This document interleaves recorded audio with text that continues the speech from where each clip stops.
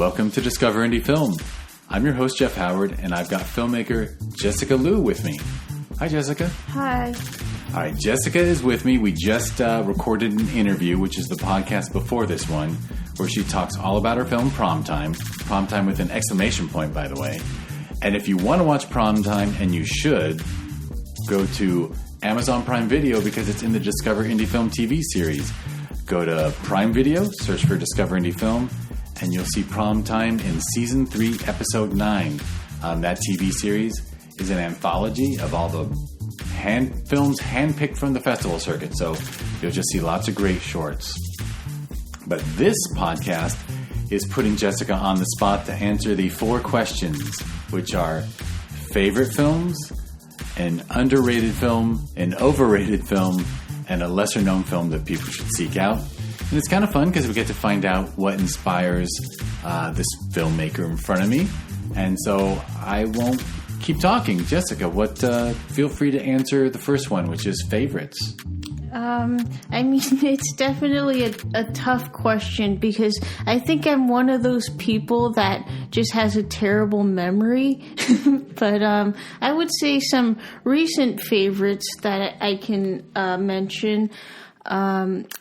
I definitely really enjoyed Sorry to Bother You, as well as Britney Runs a Marathon. That was a really, really fun movie, and also a bit dark in a great way, which I think is something that I enjoy. I really, you know what? I didn't get to see Britney Runs a Marathon, and I love that lead actress. Mm-hmm. For every time I see her, I think she's so funny. Oh, yeah. One of the great things about that film is that a lot of like comedic actors were placed in more dramatic roles. And Sorry to Bother You is a great film, for sure. Oh, yeah. Do you have a third you want to throw out? I also enjoy Songs My Brothers Taught Me by Chloe Zhao. It was actually the first film of hers I saw, and I really loved that. Once again, she used like a lot of non-actors, and it was taking place on a Native American reservation about the youth there, which is really great to just see that like very cinema verite type of feel. I've had a lot of people come on the podcast since she won the Oscar and say, I love her earlier films a lot more. Yes. Yeah, she's got a great voice. Great voice. And I love your list. Certainly all underrepresented communities on that list, which is great. All right. We can jump to question 2, which is something that's underrated. Underrated. Well, I definitely would say any indie film, especially truly independent ones. But I guess if I must name some titles, I like the movie Ingrid Goes West. That was just such an amazing, fun ride. Once again, very funny. It, definitely makes fun of LA in the best way, like the influencer side of LA, I would say. And it gets very, very dark at the end. Which interesting. Yeah. Well, it sounds like something I actually haven't heard of it. Oh, it's actually starring Aubrey Plaza. It's a really great film, I would say. You would have a lot of fun watching it. I love Aubrey Plaza, so wonderful. Okay, well, that even could have been your answer for number 4, a lesser-known people should seek out. Right. But I'll still be asking you for a lesser-known to seek out. Well, that's a great one, and I appreciate you saying truly indie films because Lord knows the art house cinemas are now full of bigger films with bigger actors and even... Sundance Channel. Right. Not a lot of indies on there anymore. That's true. Indie means a different thing sometimes. But yeah, like truly indie ones without a huge budget or anything. It's always fun to watch. Like I really enjoy watching, shorts from festivals or I guess like low budget features sometimes because that really shows you something fresh and unique and it's really cool to see what people can do when they have to be a bit more creative. Yeah, for sure. And not having money It just means you have to come up with creative ways to get around that. Yeah, exactly. Yeah. All right, well, question 3 is a film that's overrated. Although I already know your answer. Well, I mean, I guess I'll say The Godfather. Oh, now I'm canceled. No, you're not. In fact, I support that. I happen to love Godfather. Sometimes my overrated is Godfather 2. Because I've heard people say, oh, it's even better than the first. I'm like, are you kidding? Godfather 2's... But anyway, yeah, it probably doesn't speak to you. I mean, it's not like, as you mentioned, it's not saying that it's a bad film, because films are for, various people. Everyone enjoys different things. But it just may be a little too over talked about, And maybe I shouldn't say this, but it's probably like... such a white male fantasy, The Godfather, to be like a crime boss, So calling it overrated. I've said it probably too many times. It's a good film. It's just so many people say it's the best thing ever made. You can't be a filmmaker until you've seen The Godfather. Right. And I'm like, really? I can name a lot of films that are more innovative and more interesting. Yeah, I mean, it's all subjective. I think that's what also made me kind of feel a bit self-conscious as a filmmaker sometimes, because, to be honest, I haven't seen most of the quote-unquote classics. I just watch things that interest me. But I think that's why, the filmmaking community can be a bit diverse, even in the sense of taste, like to just not judge people by their taste. And it's, like everything else, like a different ice cream flavor or something. Everyone likes different things, and that's fine, I agree 100%. And that's why the questions are kind of fun. And yeah, there is no right or wrong answer. There really isn't. Yeah. And then I'll also say Star Wars. Okay, I'm just making enemies now. You are making enemies, although there was a guy who made a wonderful documentary, and it was in the first ever Sherman Oaks Film Festival in 2016. And when he did the podcast, he said, overrated? Star Wars. And I go, which one? And he said, all of them. That's Fair funny. enough. Fair enough. Why not? We need to take down these icons of the 70s anyway. Right. I mean, we need new icons. Lucas and Coppola, please. What have they done for us?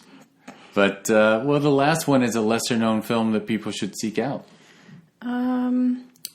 There's definitely a lot. I really enjoyed the movie. I think it came out in 2019 or 2020, Come As You Are, by Rich Wong, and it's a hilarious movie. It really reminded me of those like buddy adventure movies in the early 2000s, and it's basically about a bunch of guys who are disabled in various ways, seeking to lose their virginities, even though they're like in their 40s and up. And they travel cross country, hiring a nurse to drive them to a brothel in Canada. I think I heard of it. Yeah, I haven't seen it, so I thank you for recommending it. Oh yeah, you got to watch it. I think you'll really enjoy it. Yeah, I noticed a theme in some of your. You love a coming of age film where someone is, whether it was Superbad or whatever. I bet you liked Booksmart. Oh, that was pretty good. I actually liked Plan B a bit more than Booksmart. I don't know Plan B. I guess I'll look up Plan B. Plan B was so good. It's basically with the same producers as Harold and Kumar. Oh, cool. Yeah. They know how to have fun. Oh, yeah. In fact, I'm waiting. Not that you needed to do it, but one of these days, someone's top 3 favorite films of all time, there's going to be a Harold and Kumar Go to White Castle. That's got to be somebody's. That's a fun one. If someone was honest, they'd admit they love that way more than they love The Godfather. Right. I mean, we want to look, like fine filmmakers. But yeah, everyone wants to look smart, but the truth is, although yesterday someone mentioned Hamburger the movie, which is one of the silliest 80s movies ever mentioned. So haven't heard of that one. I got to check it out. I think it might have been direct to video in like the late 80s, so no reason to know it. All right, well, that was fun. Thank you for answering those. If you have any more comments on any of them, feel free. I don't want to cut you off. I mean, that's all I can think of for now. I'm sure there will be a lot of angry comments, and I'm ready for them. Well, I turn comments off. Okay. But I don't know if this is the exact moment to share your Instagram so people can go jump onto Instagram and send you a message. But you know what? I guarantee that if we someday, I do want to have. I always like to. We did it once a couple of years ago where we had a gathering of the filmmakers who live in the LA area who've done the podcast, and we just all met when you could. We met at a Mexican restaurant and people sipped margaritas and chatted with each other. Oh, that's fun. And I guarantee we put a sign over your head that said, named Star Wars as overrated, more people would come up to you and say, of course it is. Oh, really? Then, yeah, I mean, there would be the fanboys, but even a Star Wars fanboy knows that the franchise has taken a lot of bad turns. Right. And particularly, you live in the world where you saw Star Wars as a whole, right? The prequels came out when you were still quite young, or? Right, yes. Yeah, see, I saw Star Wars in 1977 in the theater when there was just one movie called Star Wars. That's different, right, I think. That makes sense. I mean, I think I've known it more as like a merchandising franchise at this point. Yeah, they hadn't even figured out in 77. Like, merchandise was just coming out. Yeah, now it's obvious that they make the films to sell toys. Right, yeah. I actually heard that. I think George Lucas said that once. Yeah. Well, you know, he has a right. Well, we all have a right to make money. Yeah, nothing wrong with living the good life. Nothing wrong at all. I believe he's a nice man, probably. He's adopted a lot of kids, so good for him. Wow. Oh, that's really cool. That's one of my goals one day. Oh, excellent. Yeah. Excellent. All right, well, I guess I'll wrap this up with the websites and handles, but do you want to share yours? Sure. My website is thejessicaliu.com, and my Instagram is Jessica J. Liu. Excellent. And you can go on there and tell her you agree with her.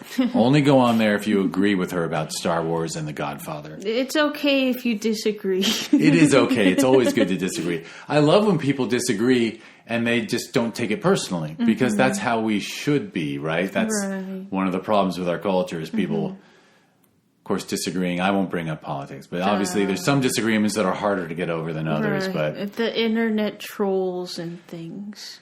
Oh boy, the trolls. All right, well, let me mention, I'll mention the Discover Indie Film TV series again, where you can see Jessica's film Prom Time. That's just go to Amazon Prime Video, search for Discover Indie Film, and you can see Jessica's film Prom Time in Season 3, Episode 9. That TV series is an anthology of the best short films handpicked from the festival circuit. I think I forgot to mention this last time, but please give the series 5 stars. Give this podcast 5 stars. I think the saying is subscribe and review, or subscribe and rate. So subscribe to it. Give it 5 stars. Be a nice person. It's a kindness to give 5 stars to someone you hardly know and don't care about. And kindness is a good thing. If you want to learn more about the podcast and the TV series, you can at discoverindiefilm.com. And the social media handle for that is @DIFWins. And I don't know if we mentioned the film festival, but I first saw Prom Time because I programmed the Sherman Oaks Film Festival, which featured Prom Time in 2019. And you can learn about that festival that we hold every November if you go to ShermanOaksFF.com. And on social media, it's @ShermanOaksFF. And there's a sister festival called Film Invasion Los Angeles. And that's every June. And you can learn about it if you go to FilmInvasionLA.com. And on social media, it's @FilmInvasionLA. Whew, I got that done. All right. Thank you, Jessica, for coming in. Oh, thanks, Jeff. And thank you, everyone, for listening.